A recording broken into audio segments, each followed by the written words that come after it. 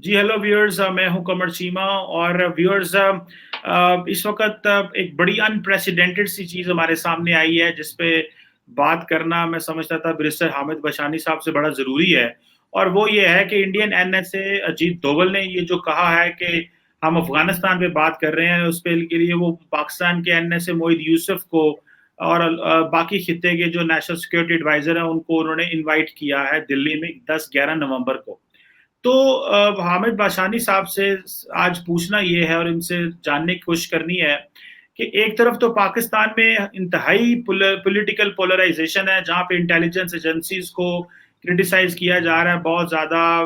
बिलावल भी कर रहे हैं, मरियम नवाज भी कर रही हैं, इमरान खान भी अजीब किस्म का माहौल बनाया है। इस तनाजुर में क्या पाकिस्तान अफगानिस्तान के ऊपर कोई डिलीवर कर सकता है?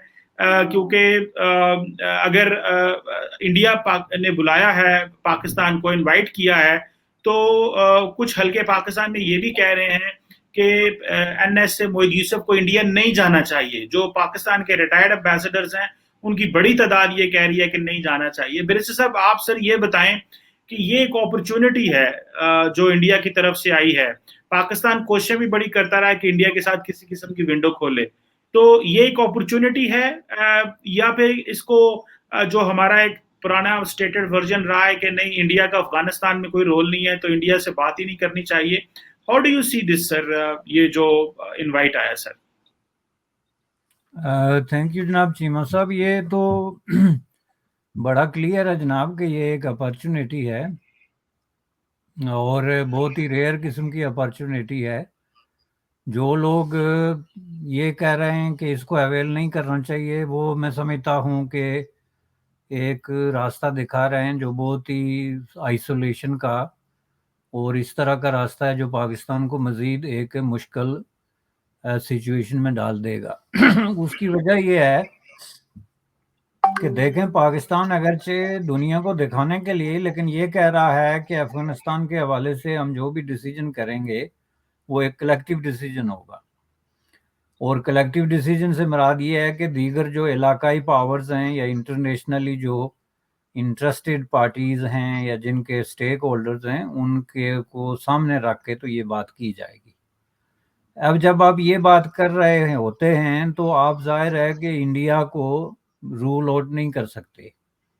आप ये नहीं कह सकते कि नहीं जी हम उसमें चलें, रूस को ले आएंगे या चीन से बात कर लेंगे, लेकिन ईरान से नहीं कर सकते या इंडिया से नहीं कर सकते, क्योंकि वो फिर एक ऐसी सिचुएशन है कि आप मसले का हल अपनी मर्जी के मुताबिक निकाल रहे हैं। उसमें आप जो ज़रूरियात हैं और जो आपकी एक्चुअली मजबूरियां हैं जो अफ़गानिस्तान में क़याम अमन के लिए ज़रूरी हैं, उनको आप मालूज़ खातर नहीं रख रहे हैं। तो ये जो इंडिया ने इनविटेशन दी है, पहली बात ये है कि ये इंडिया ने जो कहा है ये उनके लिए इसके अलावा कोई रास्ता नहीं था, क्योंकि जब आप कॉन्फ्रेंस बुला रहे हैं तो Pakistan one of the top interested party है अफगानिस्तान के अंदर। ना सिर्फ इंटरेस्टेड बल्कि एक स्टेक होल्डर है मुख्तलिफ हवालों से। तो ज़ाहिर है अब इंडिया ये तो नहीं करेगा कि जी हम ऐसी कॉन्फ्रेंस बुला रहे हैं और उसमें बाकी सारी रीजनल पावर्स आ रही हैं लेकिन पाकिस्तान नहीं आ रहा, क्योंकि वो इंटरनेशनली एक ऐसा मैसेज है जिसके ख़िलाफ़ काफ़ी जो है वो एक तरह का रद्द अमल हो सकता है। और दुनिया ये जानती है कि आप इस वक्त अगर कोई भी कुव्वत अफ़गानिस्तान के नाम पे पॉलिटिक्स करने की कोशिश कर रही है तो वो सामने एक्सपोज हो रही है। अब इस वक्त जो पाकिस्तान की पोजीशन है वो ये है कि ये जो लोग हैं आपके रिटायर्ड हैं, वैसे ये जितने रिटायर्ड किस्म के लोग होते हैं ये ज़्यादातर जो है ना हाजिर सर्विस एस्टेब्लिशमेंट की ज़बान बोलते रहते हैं, क्योंकि वो अपने तौर पे तो बेख्तियार हो जाते हैं। तो अगर ये इस तरह की लाइन दी जाए कि नहीं जी आप ना जाएं या इस तरह की किसी अपॉर्चुनिटी को अवेल ना करें, तो इसका मतलब ये हुआ कि फिर आप एक कंस्ट्रक्टिव किस्म की एंगेजमेंट जो है उसकी तरफ जाने के लिए तैयार नहीं है। पाकिस्तान का ख्वाह कितना बड़ा इन्फ्लुएंस भी क्यों ना हो, कितनी बड़ी जो है वो किसी तरीके से भी असर सो क्यों ना रख रहा हो, लेकिन पाकिस्तान में अगर कोई सिगमेंट ऑफ सोसाइटी ये समझता है कि हम अफगानिस्तान को सिर्फ अपनी टर्म्स और कंडीशंस पे जो है وہ اس کے ساتھ انگیج کریں گے اور اس میں اس کو نکال دیں گے یا اس کو نکال دیں گے، اور مور اسپیسیفکلی انڈیا کو نکال دیں گے، تو اس کا پرابلم جو ہے وہ ایک بہت بڑا پرابلم ہے، چونکہ انڈیا جو ہے وہ افغانستان میں، جب آپ انڈیا کی بات کرتے ہیں تو اس سے مراد افغانستان کی سوسائٹی کی ایک کافی بڑی سیگمنٹ ہے جس کی آپ بات کر رہے ہوتے ہیں. اس میں نادرن الائنس تو خیر نہیں، لیکن جو اس علاقے کے لوگ ہیں، جو ایک زمانے میں نادرن الائنس تھا، اس طرح کی جو قوتیں ہیں جو طالبان کے ساتھ پورے طور پہ اتفاق نہیں کرتی، اس طرح کی قوتیں ہیں جو گزشتہ 10-15 سال میں افغانستان میں سیاہ و سفید کے مالک رہے ہیں، تو ان سب لوگوں کو آپ ایک دم جو ہے وہ کارنر نہیں کر سکتے. تو تیسری بات یہ ہے کہ اس وقت سب سے بڑا سوال جو ہے وہ یہ ہے کہ افغانستان کی ریکنسٹرکشن کیسے ہوگی، اور وہاں پہ جو ہیومینیٹیرین کرائسس ہیں، اکنامک جو ضروریات ہیں، وہ کیسے پوری ہوں گی. تو ظاہر ہے اس طرح کی کسی دوڑ میں تو پاکستان سولو فلائٹ نہیں کر سکتا، کیونکہ پاکستان کسی بھی اعتبار سے اس پوزیشن میں نہیں ہے کہ وہ کسی دوسرے ملک میں کوئی قابل ذکر انویسٹمنٹ کے بارے میں سوچ سکے، جبکہ ملک کے اندر یہ سچویشن ہو کہ لوگ آپ پہ الزام لگا رہے ہوں کہ نوبت یہاں تک آ گئی کہ آپ گاڑیاں بیچ کے گزارے کر رہے ہیں. تو اگر آپ کہیں کہ نہیں جی ہم افغانستان کے ہیومینیٹیرین کرائسس ریزالو کریں گے، اور انڈیا جیسے یا ایران جیسے یا چین جیسے ملک کو موقع نہیں دیں گے، تو یہ بڑی ان ریئلسٹک قسم کی تھنکنگ ہے. تو میں سمجھتا ہوں کہ یہ گریٹ آفر ہے جس کو فوراً ان کو لینا چاہیے، اور اس میں انگیجمنٹ کی پالیسی جو ہے اس کو اختیار کرنا چاہیے. اچھا برس صاحب یہ بتائیں کہ عمران خان اپوزیشن میں ہوتے تھے تو بڑی بات کرتے تھے کہ ہم انڈیا سے بات کریں گے، حکومت میں آئے ہیں تو ہوک بن گئے ہیں. تو آپ کیا سمجھتے ہیں؟ ایک تو انڈیا کی طرف سے معاملات خراب کیے گئے، لیکن ہمیں تو اس وقت آپ کا خیال نہیں ہے کہ عمران خان کو تو اس وقت اس تلاش میں رہنا چاہیے کہ ڈائلاگ کی اپرچونٹی کہاں سے نکلے. سو یہ جو چیز ہے، ایک طرف تو چین کے ساتھ ہمارا بہت اچھا تعلق ہے، لیکن ہماری کیپیسٹی نہیں ہے کہ چین کے ساتھ ہم کاروبار کر سکیں. ہماری امپورٹ تو چلتی رہے گی، لیکن ہم ایکسپورٹ کرنا ہے اس کا ہمیں ویسے جنرل کوئی فائدہ نہیں ہے. جبکہ دوسری طرف انڈیا ایک بڑی مارکیٹ ہے جس کا فائدہ اٹھایا جا سکتا ہے، اور یوتھ کے لیے بہت بڑی اپرچونٹی ہے. تو یہ عمران خان صاحب نے ریسنٹلی ایک بات ہوئی کہ ہم کاٹن امپورٹ نہیں کریں گے، چینی نہیں کریں گے، کیونکہ ہم 1 لاکھ کشمیریوں کی جو لاشوں کے اوپر نہیں کھیلنا چاہتے. تو یہ کیوں حالات عمران خان صاحب نے بھی آ کے خراب کیے ہیں؟ اور یہ اقتصادی طور پہ تو کوئی نہ کوئی اپرچونٹی چھوڑ سکتے تھے کہ جس سے کبھی بھی بات ہونا ہو وہ راستہ نکلے. تو یہ ہماری لیڈرشپ جو ہے 75 سال بعد بھی ہمیں اس وہ بند گلی میں کیوں لے کے چلی جاتی ہے؟ اور عمران خان صاحب بھی پوری زندگی یہ کہہ کہ بھارت سے بات کرنی ہے، لیکن پھر بند گلی میں لے گئے. دیکھیں یہ بڑی انفارچونیٹ بات ہے پاکستانی عوام کے لیے کہ جہاں تک ان کے مفاد کی بات ہوتی ہے تو وہاں پہ حکمران جو بھی جو بھی اس طرح کے حکمران ہوتے ہیں وہ بڑے عجیب و غریب قسم کا پوسچر اختیار کر لیتے ہیں. اگر اس میں انڈیا کی بات ہو کہ یہ انڈیا کی وجہ سے ہوا ہے، تو باقی چیزیں آپ ذرا نکال کے دیکھیں کہ عمران خان صاحب کے جتنے بھی کوئی ورشن تھے یا اسٹیٹمنٹس تھی یا وعدے تھے یا دعوے تھے، ان میں سے کوئی ایک آپ مجھے بتا دیں جس پہ وہ قائم ہے. اب اس میں جو ہے اگر آپ 1 بائی 1 کرتے چلے جائیں، دیکھتے چلے جائیں، تو آج ان کے جو وہ کیا کہتے ہیں کہ جو دامن ہے وہ بالکل خالی ہے. جو انہوں نے کہا تھا جی ہم ایجوکیشن میں یہ انقلاب لے کے آ جائیں گے، سب سے پہلے تو انہوں نے سب سے زیادہ تقریریں تو انہوں نے IMF کے خلاف کی تھی، اور وہ بڑی انفارمڈ قسم کی تقاریر تھی جس میں انہوں نے یہ کہا تھا کہ جی IMF کے ساتھ کوئی بات کرنے کا مطلب یہ ہے کہ عوام پہ بدترین قسم کی مہنگائی مسلط کر دیں، اور ان کی ناجائز قسم کی شرائط جو ہیں وہ مان کے تو آپ اپنے عوام کو مشکلات میں ڈال دیں. اس لیے یہ تو ہم مان ہی نہیں سکتے. اس کے بعد فارن افیئرز پہ ان کا بڑا ایک کلیئر قسم کا ایشو تھا. یہ انہوں نے ہندوستان میں جا کے تو خود ہندوستانی جو ایک نیوز پیپر ہے اس کے انکلیو کے ایک پروگرام میں انہوں نے بڑی تفصیلی طور پہ لوگوں کو یہ کہا تھا، جب لوگوں نے یہ سوال اٹھایا کہ جی آپ لوگ باتیں کچھ کرتے ہیں اور آپ کے دور اقتدار میں یہ ہوتا ہے، تو اس نے کہا تھا کہ میں پرائم منسٹر بنوں گا تو you will C the difference. یہ جنگ و جدل کی باتیں، یہ کراس بارڈر ٹیررزم، ये बहुत सारी चीज़ें जो हैं उन्होंने बड़ा क्लियरली हिंदुस्तानियों को बताया था।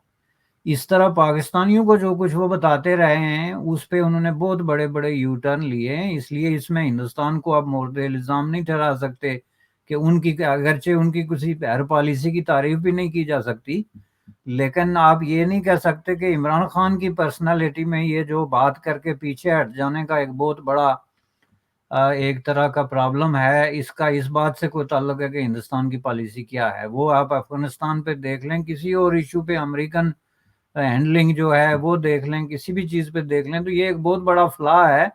देखें, जो पॉलिटिशियन होता है उनके लिए ये चीज़ बहुत इंपॉर्टेंट होती है इंटरनेशनली, कि वो कोई ऐसी बात ना करें जिस पे वो कायम ना रह सकें, या बाद में उनको अपना बयान बदलना पड़े, या अपनी बात पे माजरत या शर्मिंदगी का एहसास हो। चूँकि ये एक ट्रैक रिकॉर्ड डेवलप होता है एक पॉलिटिशियन का, कि क्या आप जो बात करते हैं उस पे पूरा उतरते भी हैं या नहीं। ये क्यों इम्पॉर्टेंट होता है कि ये आपकी क्रेडिबिलिटी का तयन करता है कि क्या अवाम को आप पे भरोसा और एतमाद करना भी चाहिए या नहीं। आप अगर दिन में 10 दफ़ा झूठ बोलें या कोई एक स्टेटमेंट दे के उससे फिर जाएं, तो आप स्टिल ये समझें कि मेरी क्रेडिबिलिटी बरकरार रहनी चाहिए, तो या फिर पाकिस्तानी अवाम जो है वो बिल्कुल ही इनसेन है, या फिर पाकिस्तान में जो पॉलिटिक्स की कवायद व ज़वाबित, जो अखलाकियात है, उसका बाकी दुनिया से कोई ताल्लुक नहीं। बाकी दुनिया में तो यही क्राइटेरिया है कि लोग उन अपने लीडरों पे नहीं बिलीव करते जिन्होंने ज़िंदगी में कोई एक बड़ी बात भी करके तो उससे का पैरा ना दिया हो, या बिला किसी बड़े जवाज़ के या एक्सप्लेनेशन से उससे पीछे हट गए हों। ये बहुत बड़ा एक धचका होता है किसी पॉलिटिशियन के लिए। तो पाकिस्तान में तो ये इमरान खान का जो रेज्यूमे है उसका एक शाइनिंग पॉइंट बन गया है कि मैंने ये भी कहा था लेकिन मैं अब ये कह रहा हूँ, वो भी कहा था। खुसूसन इंडिया के हवाले से तो उन्होंने बहुत बड़ा मायूस किया है अवाम को। ये बात कौन नहीं जानता, जैसा कि आपने कहा कि जाहिर है पाकिस्तान चीन के साथ क्या तजारत करेगा। पाकिस्तान एक हाईली अंडर डेवलप्ड कंट्री है, specifically when it comes to science, technology, industrialisation, production, इन चीज़ों पे। तो कोई तजारत करने के लिए आप कोई बना रहे होते हैं ना चीज़ें, जो आप बाहर भेज रहे होते हैं, उसकी क्वालिटी होती है, उसकी मांग होती है, दुनिया में कंपटीशन है। तो ज़ाहिर है कि चीन बहुत ज़्यादा आगे सोफिस्टिकेटेड हो गया है। वो अमेरिकन और यूरोपियन मैन्युफैक्चरर्स जो हैं उनको कम्पीट कर रहा है, उनके लिए मसाइल पैदा कर रहा है, तो पाकिस्तान तो वहाँ गायब हो जाता है। तो इंडिया आपके लिए बहुत सारी मैचिंग फैसिलिटीज़ देता है। लोग भी एक ही तरह के हैं, उनमें कोई चीज़ बेचते हैं, कोई हम लोग फॉल्ट के साथ भी ज़िंदा रहने के आदी हो गए हैं कि एक चीज़ खरीद भी ली, चलती नहीं भी है तो फिर भी चलेगी। तो अब ये चीन जैसी सोसाइटी में नहीं है कि आपने एक चीज़ खरीद ली, वो चल नहीं रही तो फिर भी चलेगी। तो ये चीज़ें हैं, तो इस हिसाब से मैं समझता हूँ कि ये बड़ा एक जो है वो मेरे ख्याल में इमरान खान साहब के लिए एक चांस था, अगर वो इसको अवेल करते। जैसा कि आपने कहा एक विंडो खुल रही थी, लेकिन मैं आपको एक बात साफ बता दूं कि पहले मसला कश्मीर पे बातें होती थी, सब कुछ होता था। अब ये जो उन्होंने दोबारा कहा कि तिजारत हम इसलिए नहीं कर सकते कि 1 लाख कश्मीरी कत्ल हो गए या शहीद हो गए या ये हो गया, लेकिन अब मसला ये नहीं कि कश्मीर पे इंडिया क्या सोचता है, मसला ये है कि क्या आप अफगानिस्तान में इंडिया के साथ कोई जॉइंट वेंचर या कोई कोऑपरेटिव किस्म की पॉलिसी अपना सकते हैं या नहीं। अगर आप नहीं अपना सकते तो फॉरगेट अबाउट एवरीथिंग कि आप किसी तरह का कोई ताल्लुकात बहाल करेंगे। अब जो लिटमस टेस्ट है, कैसविटी है, वो है अफगानिस्तान। अगर आप अफगानिस्तान में मिलके काम नहीं कर सकते, Afghanistan is a third country. आप जितना उसको ये कहें कि हमारा इतना इन्फ्लुएंस है या इतना नहीं है, उसके बावजूद वो वहाँ के लोगों का मुल्क है और वहाँ के लोगों का एक पूरा डिसीजन मेकिंग के प्रोसेस में एक हिस्सा है। इसके बावजूद अगर वहाँ आप इंडिया के साथ मिलके काम नहीं कर सकते और आप इनसिक्योरिटी का शिकार हैं, या आप समझते हैं कि कोई वन वे किस्म का वहाँ पे प्रोसेस हो जाएगा, तो फिर तो आप भूल जाएंगे आप बर्रे सगीर में अमन की कोई बात जो है वो कर सकते हैं। ये बड़ी अनफॉर्चुनेट बात है। लेकिन बैरिस्टर साहब एक बात आपसे पूछनी थी, और वो ये कि जितनी हॉस्टिलिटी में, नफरत में इन्वेस्टमेंट हो चुकी है, अब उसका क्या सोल्यूशन है? बच्चा बच्चा पाकिस्तानी बच्चे भारत को गालियां देते हैं, भारतीय बच्चे पाकिस्तान को गाली देते हैं। अभी वो होश संभालते हैं तो उनको पता चलता है कि यार ये दुश्मन मुल्क हैं, और ऊपर से आज भी हम उसी लाइन लेंथ पे काम कर रहे हैं। तो क्या और हमें ये भी नहीं अंदाजा कि हमारी फाइनेंशियल नीड्स क्या हैं, हमारे स्ट्रेटेजिक कंपल्शंस क्या हैं, डोमेस्टिक नीड्स क्या हैं, हमें किस तरह से मुआशरे को क्राफ्ट करना है।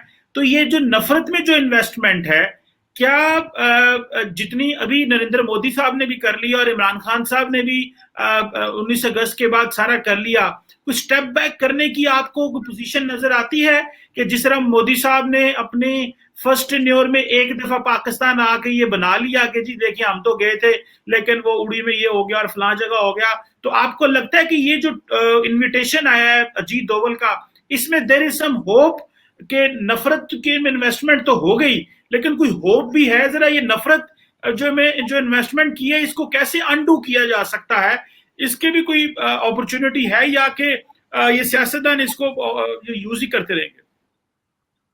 नहीं देखें जी, ये इन्वेस्टमेंट तो 47 से जारी है, और बेसिकली जो है वो स्टेट की सरपरस्ती में जो मीडिया है, स्टेट मीडिया रहा है माजी में, उसने तो जो हमारे दौर के लोग हैं, जो पिछली जनरेशन है, उसको तैयार किया। तो अब ये जो आप बच्चों की बात कर रहे हैं, हालांकि अब मीडिया में उस तरीके से जो इंडिया फोकस चीज़ें डिस्कस नहीं होती, या इंडियन मीडिया में उस तरीके से पाकिस्तानी फोकस चीज़ें डिस्कस नहीं होती, लेकिन फिर भी एक हिस्सा जो है वो मीडिया का, जिसको आप आकिश कह लें या जंगबाज कह लें या जो भी वार मॉन्गर्स का मीडिया है, वो अब भी इसको डिस्कस करता है।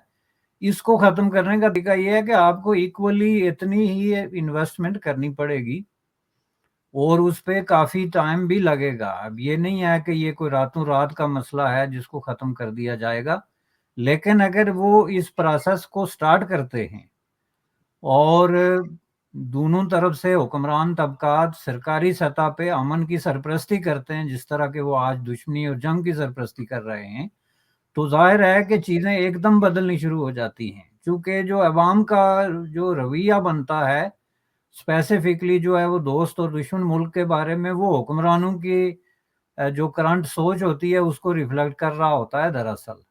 आज अगर ये दोनों लीडर मिल के बैठ जाएं और ये अलामिया जारी कर दें कि जी हमारे दरमियान मुज़ाकरात हो रहे हैं, हम इश्यूज, तो आप देखेंगे लोग तालियां बजाना शुरू हो जाएंगे। यही जो लोग आपको नफरत के पत्थर फेंकते नजर आ रहे हैं, वो अमन के नारे लगाना शुरू हो जाएंगे, क्योंकि लोग हुक्मरान तबकात की बातचीत से, उनके अमल से, उनके जेस्चर से जो है वो डेफिनेटली इंस्पायर होते हैं और उसका वो लेते हैं। तो अब ये जो अपॉर्चुनिटी है जी, ये मसाइल आपस में जुड़े हुए हैं। अफगानिस्तान का मसला हो या कश्मीर का मसला हो, ये मसला है क्या? ये मसला बुनियादी तौर पर इस खिते में अमन का सवाल है। अब उसकी मुख्तलिफ शक्लें हैं कि मसलन इस खिते में क्वेश्चन ऑफ पीस जो है वो अफगानिस्तान से जुड़ गया कि भाई जब तक आप अफगानिस्तान को रिजॉल्व नहीं कर लेते, ये पीस के लिए एक थ्रेट रहेगी। इसी तरह आप कश्मीर के हवाले से 70 साल से हम कहते आ रहे हैं कि जी आप वो अपने अखबारात उठा के देखें, 1947 में पहली जो सुर्खी लगी थी कि मसला कश्मीर हल किए बगैर जनूबी एशिया में पायदार अमन कायम नहीं हो सकता। ये 6-7 लफ्ज़ हैं, ये आप कोई अखबार उठा के किसी दिन का देख लें जिसमें ये सुर्खी नहीं लगी हुई। ये कौन कह रहा है? नए नए दानश्वर पैदा होते हैं, पुराने मरते हैं, दुनिया बदलती है, दुनिया कहाँ से कहाँ पहुँच गई, लेकिन मसला कश्मीर के हल के बगैर जनूबी एशिया में अमन जो है, पायदार अमन कायम नहीं हो सकता। इन लफ्ज़ों को भी कोई थोड़ा बहुत आगे पीछे नहीं कर सका, जिसका मतलब क्या है कि ये बाकायदा एक सरकारी स्टेटमेंट है, सरकारी प्रेस रिलीज़ है, जो आपकी वजारत खारजा, आपकी एस्टेब्लिशमेंट की तरफ से शुरू होती है। तो फिर उसको आगे ये जो हमारे सियासतदान हैं, जो ना सोचते हैं, ना पढ़ते हैं, ना रिसर्च करते हैं, वो सिर्फ इसको आगे फ्लोट करते हैं कॉपी करके। तो ये चलती रहती है। तो अगर यही स्टेटमेंट आज अगर आप चेंज कर लेते हैं सरकारी सतह पे, तो आप कहते हैं जी हम अपने सारे मसाइल मुज़ाकरात के ज़रिए हल करते हैं और विद इन नो टाइम करते हैं, और दुनिया में इस तरह की मिसालें मौजूद हैं कि जहाँ पे एक ख़तरनाक किस्म की दुश्मनी के बावजूद मुल्कों ने आपस में जो है वो चीज़ों को بیٹھ کے ریزالو کیا، چونکہ الٹیمیٹ حل ہی یہی ہے. ظاہر ہے اور کوئی حل جب ہے نہیں تو آپ لوگوں کو کیوں اس طریقے سے مزید مصائب میں مبتلا کر رہے ہیں. بالکل صحیح کہہ رہے ہیں بیسر صاحب. اس میں دونوں ملکوں کو کانشیس ایفرٹس کرنی چاہیے اور اس میں عوام کو بھی تھوڑا کیئرفل رہنا چاہیے اور اس ٹریپ میں نہیں آنا چاہیے. اور وہ جو ماضی میں کبھی گروپس ہوا کرتے تھے جو public people to people contacts develop کرنے میں مدد کیا کرتے تھے, ان کو بھی بند کر دیا گیا. اور وہ جو ونڈو آف اپرچونٹی صحافیوں کی اور باقی جو تھی, اس سے بھی معاملات خراب ہو گئے. Thank you very much barrister Hamid Bashani صاحب, آپ نے ہمیں ہیلپ آؤٹ کیا ٹو انڈرسٹینڈ کہ یہ جو اجیت دوول صاحب کی جو انوائٹ آئی ہے, آپ نے کہا کہ اس کو ویلکم کرنا چاہیے اور اس اپرچونٹی کا فائدہ اٹھانا چاہیے. Thank you very much sir. Thank you جناب.